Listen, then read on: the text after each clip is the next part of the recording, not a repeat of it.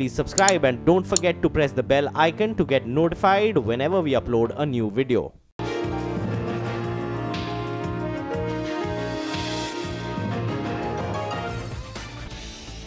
सबसे पहले बात कच्चे तेल की करेंगे, जहां पर हमने कल भारी गिरावट देखी थी। आज 3 महीने के निचले स्तर से थोड़ी सी रिकवरी आ चुकी है अगर आप देखें, लेकिन भारतीय बाजार की कहानी थोड़ी अलग है। कल अमेरिकी बाजार खुलने के बाद एमसीएक्स पर कामकाज ठप हो गया था। ग्लोबल मार्केट में भारी गिरावट आई, कच्चे तेल में भी हमने यही देखा, लेकिन घरेलू बाजार में एमसीएक्स पर देर रात तक कारोबार ठप रहने से लोगों को सौदों से निकलने में दिक्कत होने लगी। मौका ही नहीं मिला। इनफैक्ट सवाल अब ये है कि अब ऐसे बाजार में क्या करें कि कल के नुकसान की भरपाई हो पाए, लेकिन ये करना आसान नहीं होगा। कल जिस तरह से मौका नहीं मिला, उसका एक बड़ा नुकसान ट्रेडर्स को हुआ है। हमारे साथ इस वक्त सीएनबीसी टीवी 18 की कमोडिटी एडिटर मनीषा गुप्ता और रेलिगेयर कमोडिटीज की रिसर्च एनालिस्ट सुगंधा सचदेव हैं। मनीषा, क्रूड का आउटलुक तो अलग है, लेकिन कल जो 1 महीने के भीतर लगातार दूसरी बार एमसीएक्स पर दिक्कत पैदा हुई, इसका किस तरह का नुकसान का अंदाजा फिलहाल मिल रहा है इससे? जी, फाइनल नंबर्स तो यहाँ पर मुद्दा नहीं है, लेकिन आपने सही कहा कि ये दूसरा दिन है ऐसा जब हमने ये ग्लिचेस आते हुए देखे हैं, और करीबन 4 बार अभी ऐसा हो चुका है कि एमसीएक्स में कामकाज यहाँ पर ठप हो गया है। ऑफ कोर्स एक्सचेंज की तरफ से जो भी रिलीज आए हैं, जो भी उनकी तरफ से क्लैरिफिकेशंस आए हैं, वो इसे टेक्निकल ग्लिच बता रहे हैं। और कल जो उनका जो नैरेटिव आया है उसके हिसाब से उन्होंने कहा है कि वो अब अपने सॉफ्टवेयर वेंडर और ओईएम से यहाँ पर बात कर रहे हैं, एक प्रिवेंशन सॉल्यूशन की भी यहाँ पर बातचीत की जा रही है। बट आई थिंक इस तरह के मेल्स जो फिलहाल हम एमसीएक्स की तरफ से आता हुआ देख रहे हैं, बहुत ज़्यादा सपोर्टिव या इनकरेजिंग नहीं है। कल भी जिस टाइम ये हुआ था उस टाइम पे क्रूड ऑयल प्राइसेस में बहुत ज़्यादा मूवमेंट थी, सभी कमोडिटीज़ में उस टाइम पे उठापटक थी, क्योंकि यूएस का जो सेशन है वो यहाँ पर शुरू हो चुका था। तो आपने जो ऑर्डर डाले होते हैं उसमें ऑफकोर्स आपको एग्जिट नहीं मिलता, आपको वो कैंसिल करने पड़ते हैं, फिर आपको वो रीडू करना होता है। तो उसमें बहुत जो इंपॉर्टेंट टाइम है, जो मूवमेंट है, वो यहाँ पर निकल जाता है। जिन ब्रोकरेजेस से हमने बात की है उनका भी यही कहना है कि काफ़ी हद तक एक पैनिक वाली सिचुएशन उस समय बन जाती है, क्योंकि आपने पैसे लगाए होते हैं, आपने पोजीशंस वहाँ पर खड़ी की होती हैं, और उसके बावजूद जब 2-2 घंटे तक यहाँ पर एक्सचेंज नहीं चलता तो इसके इश्यूज काफ़ी सारे आते हैं। ऑफ कोर्स हमने यहाँ पर एक्सचेंज को लिखा भी है कि बताया जाए कि एक तो ये क्या प्रॉब्लम्स हैं, किस तरह की एश्योरेंसेस वो यहाँ पर मार्केट को देना चाहेंगे, और किस तरह के लॉसेस एज ऑफ नाउ यहाँ पर खड़े हैं, किस तरह का फीडबैक मार्केट मेंबर्स और ब्रोकरेजेस से फिलहाल यहाँ पर आ रहा है। उन सब चीज़ों की अभी इस वक्त इंतज़ार है, लेकिन क्लियरली बाजार को ये बिल्कुल भी पसंद नहीं आएगा कि 15 दिन के भीतर हम 4 बार ऐसा कुछ होता हुआ देखें। इज़ क्लियरली कि वो एक थोड़ा सा डेंट डालता है मार्केट के सेंटिमेंट्स पे। डेफिनेटली डेंट है, और ट्रेडर्स के लिए you have to feel it for them, because इतना बड़ा चेंजेस हो रहे थे मार्केट में, और उसको देखकर भी पोजीशन ना ले पाना या फिर अपनी पूरी पोजीशन पुरानी ना काट पाना, that can be really troublesome. लेकिन मनीषा, अब यहाँ से, क्योंकि कल हमने देखा अच्छी खासी गिरावट आई, तो एक बार एक आउटलुक पर भी आपसे चर्चा करना चाहूँगी। इस बार दूसरी बार ऐसा हुआ है कि कच्चा तेल इतनी तेज़ी से नीचे आया है, चाल कैसी दिख रही है? क्या बाजार काफी नर्वस है? क्यों इतना ज्यादा उतार चढ़ाव देखने को मिल रहा है कच्चे तेल में? जी हाँ, जहाँ तक कच्चे तेल की बात है, बहुत ज़्यादा यहाँ पर हमने प्रेशर आता हुआ देखा है। पिछले हफ्ते 4% की गिरावट थी, कल फिर 4% की गिरावट थी, यानी कि अगर पिछले एक हफ्ते की बात की जाए तो 8% तक की गिरावट हम यहाँ पर कच्चे तेल में फिलहाल देख चुके हैं। पहले सप्लाई कंसर्न्स थी, अब वो कम होती हुई नजर आई हैं, और सप्लाईज बाजार में बढ़ सकती हैं। बाजार इसके लिए तैयारी कर रहा है, तो उसका प्रेशर भी यहाँ पर मार्केट्स में है। चाहे वो लिबिया की बात की जाए, जहाँ पर 4 पोर्ट्स अब वहाँ पर खुल रहे हैं। आपको याद होगा जब लिबिया ने फोर्स मेजोर की बात की थी कि अब हम यहाँ से एक्सपोर्ट नहीं कर पाएंगे, तो हमने कच्चे तेल को यहाँ पर 44 मंथ के हाईज पे जाते हुए देखा था। अब वहाँ से काफ़ी ज़्यादा गिरावट या करेक्शन हम कच्चे तेल में आता हुआ देख पाए हैं। दूसरा बड़ा जो मुद्दा है वो यूएस और ईरान का है, जहां पर यूएस ने कहा है कि वो कुछ कंट्रीज को यहां पर एग्जेम्पशन देंगे। यूएस के ऑफिशियल्स इस हफ्ते में दिल्ली आकर भारतीय ऑयल मिनिस्टर से भी बात करेंगे कि कितनी एग्जेम्पशन कब तक की उनको चाहिए। अगर आप कच्चे तेल का इंपोर्ट देखें तो इंडियन मार्केट्स में हमने देखा है कि पिछले महीने जो ईरान से इंपोर्ट होता था वहाँ पर 16% की गिरावट है, और जो यूएस से इंपोर्ट भारत ने करना शुरू किया है वहाँ पे बहुत ज़ोरदार वृद्धि है। पिछले पूरे साल में हमने सिर्फ 8 मिलियन बैरल यूएस से इंपोर्ट किया था। इस साल की अगर बात करें तो जुलाई तक यहाँ पर 15 मिलियन बैरल इंपोर्ट की बात है, तो ऑलमोस्ट ऑलमोस्ट डबल है और अभी इस साल के 6 महीने भी बाकी हैं। इसके अलावा ऑफ कोर्स ओपेक और एलाइज ने कहा है कि वो प्रोडक्शन बढ़ाएंगे। यूएस का जो आउटपुट है वो अगले महीने रिकॉर्ड हाइज छूने की बात की जा रही है। यूएस का स्ट्रैटेजिक पेट्रोलियम रिजर्व है, वहां से भी कच्चे तेल के बैरल्स कुछ निकाले जाएंगे। तो जहां भी आप देखें सप्लाईज बढ़ने की बात की जा रही है। और जैसे IMF ने कहा है कि स्लो डाउन नज़र आता है उन्हें ग्लोबल मार्केट्स में, चाहे वो ट्रेड वॉर्स की वजह से है या कच्चे तेल की डिमांड की वजह से भी है। तो डिमांड पे थोड़ा सा डेंट पड़ता हुआ देख रहे हैं और जहाँ तक सप्लाईज की बात है वो यहाँ पर बढ़ रही हैं। तो नियर टर्म में भी आई थिंक हम बहुत साइडवेज तो थोड़ा सा नेगेटिव ट्रेंड कच्चे तेल में आता हुआ देखेंगे। ओके, तो ये आउटलुक कच्चे तेल का। लेकिन हमारे साथ इस वक्त सुगंधा जुड़ रही हैं। सुगंधा, आपसे सबसे पहले ये सवाल कि कल के लिए आपका एक्सपीरियंस कैसा रहा और कल जो नुकसान हुआ है उसकी भरपाई होने की कोई गुंजाइश है आपकी? क्या एक्सचेंजेस से कुछ बातचीत चल रही है? क्योंकि लोग सौदों में फंसे रह गए होंगे, तो क्या कोई मौका है उनके लिए आज? Good morning Mugdha. येस, जो कल हुआ वो काफ़ी एक मेजर डिस्ट्रप्शन थी बिकॉज हमने क्रूड ऑयल के प्राइसेस में एक सिग्निफिकेंट वॉलेटिलिटी आते हुए देखी, but traders could not take any action, rather they could not square off their long positions and they could not even enter short positions, fresh short positions. इससे काफ़ी सारे traders and investors को काफ़ी नुकसान हुआ है। But yes, this is just a technical glitch. I think आगे ये फ्यूचर में नहीं होगा and I think we are in talk with MCX also. I think ये रिजॉल्व होगा जल्दी। बट अभी अगर हम बात करें कि आगे क्या ट्रेड अपॉर्चुनिटीज़ बनती हैं, उसको देखते हुए लगता है अभी क्रूड ऑयल का ओवरऑल आउटलुक अभी भी मुझे नेगेटिव नज़र आता है बिकॉज बहुत ज़्यादा ओवर सप्लाई के कंसर्न्स बन गए हैं मार्केट में और साथ ही साथ डिमांड में भी काफ़ी हद तक स्लो डाउन हो सकता है because of this ongoing trade conflict between US and China. इसकी वजह से IMF ने भी ये प्रेडिक्शन किया है कि ग्लोबल इकॉनमी काफ़ी हद तक हर्ट हो सकती है और उसी वजह से डिमांड में भी कमी आ सकती है। साथ ही साथ US ने बात की है कि काफ़ी कंट्रीज़ को वो फेवर्स दे सकता है on Iran related oil sanctions और वो अलाउ कर सकता है ईरान से अभी भी ऑयल इंपोर्ट करने को। और साथ ही साथ लिबिया के जो 4 पोर्ट्स ओपन हुए हैं उसी वजह से मार्केट में काफ़ी हद तक सप्लाई बढ़ चुकी है। बट अगर हम करंट सिनेरियो की बात करें, टेक्निकल लेवल्स की बात करें, प्राइसेस ऑलरेडी 3 मंथ लोज पे ट्रेड कर रहे हैं। यहाँ से मुझे लगता है एक short term bounce back definitely देखने को मिलेगा because market is already trading in an oversold territory. और साथ ही साथ जो एक लेटेस्ट डेवलपमेंट हुई है कि नाइजीरिया में काफ़ी वर्कर्स स्ट्राइक पे चले गए हैं, उसकी वजह से 7 लाख बैरल्स पर डे की सप्लाई काफ़ी हद तक हर्ट हो सकती है और इसी वजह से आज प्राइसेस में कुछ हद तक एक ब्रीदर देखने को मिल सकता है। So going with the short term trend, मुझे लगता है आज इंट्राडे में एक बाउंस बैक के लिए just for a bounce back एक बाइंग अपॉर्चुनिटी बनती है at levels of around 4620। Stop loss रहेगा strict 4580 on the down side and high side में टारगेट कर सकते हैं 4680 odd levels. Okay, having said in case 4580 is breached on the downside, we are even eyeing lower levels of around 4380 on the downside.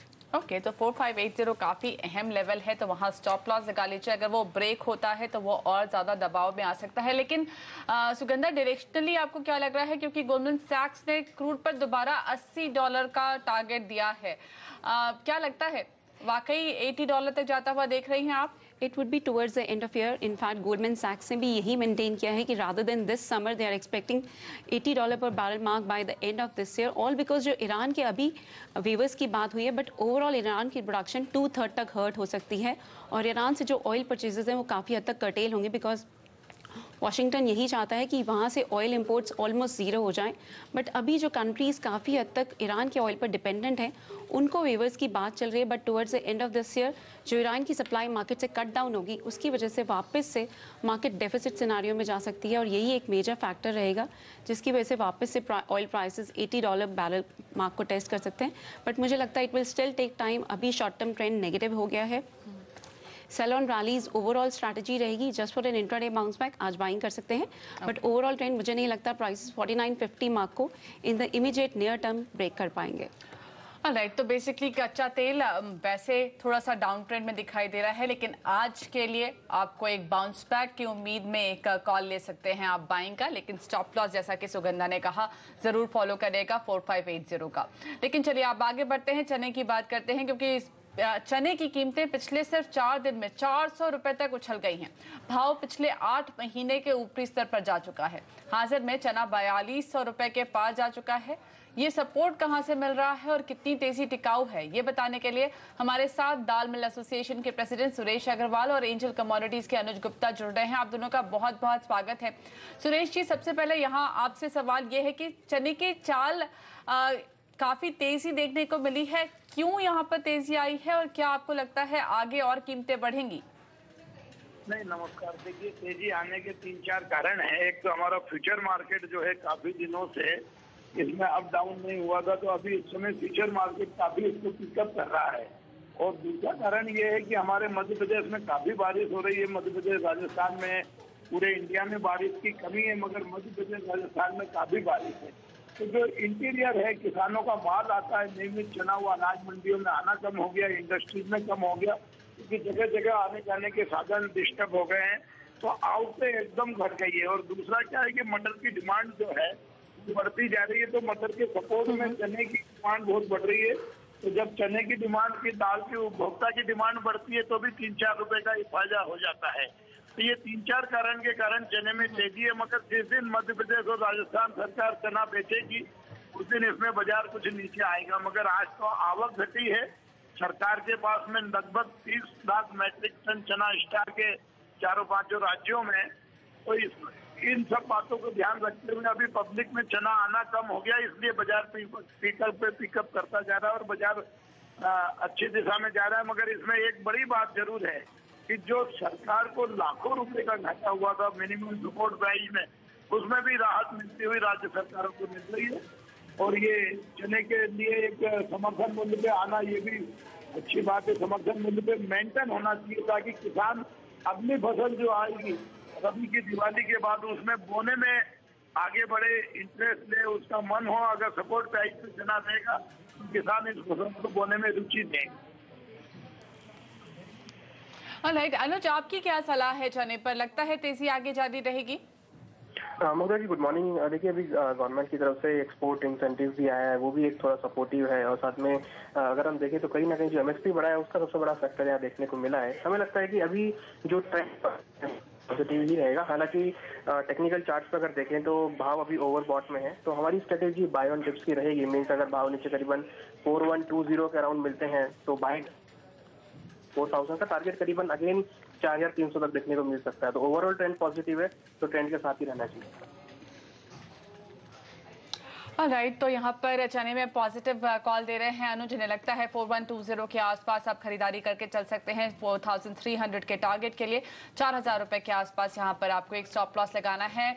Suresh ji और अनुज, आप दोनों का बहुत बहुत धन्यवाद समय निकालने के लिए और अपने व्यू शेयर करने के लिए। बात करेंगे इस वक्त बेस मेटल्स की, जहाँ पर वॉलेटिलिटी ज्यादा है। कॉपर पर नजर डालिए, करीब 1/3% ऊपर कारोबार हो रहा है, लेकिन ये थोड़ी सी रिकवरी आई है वहां निचले स्तर से। लेड पर फोकस और लेड और एल्यूमिनियम दोनों ही इस वक्त दबाव में है। लेड करीब 0.17% नीचे, एल्यूमिनियम में 0.4% की गिरावट। हमारे साथ इस वक्त रेलिगेयर कमोडिटीज की VP commodity research Sugandha Sachdev हैं। सुगंधा, बेस मेटल्स थोड़े डाइवर्जेंट ट्रेंड्स यहाँ पर दिखाई दे रहे हैं, जहाँ पर जिंक और कॉपर तो पॉजिटिव हैं। निकल, एल्यूमिनियम, लेड तीनों ही दबाव के साथ कारोबार कर रहे हैं। क्या करना चाहिए? मुग्धा, अगर मैं बेस मेटल्स की बात करूं तो जो हमने बेस मेटल्स में प्रेशर आते हुए देखा, it's all because of the trade concerns between US and China, और इसी वजह से बेस मेटल्स की डिमांड काफ़ी हद तक हर्ट हुई है। चाइना का अगर हम सेकंड क्वार्टर का डेटा भी देखें, that was no doubt in line with expectations, but trade conflict का डेफिनेटली इफेक्ट नजर आ रहा है, और it has slowed down in second quarter as compared to first quarter. और यही एक मेजर फैक्टर है जिसकी वजह से अभी भी प्राइसेस पे मुझे प्रेशर नजर आता है।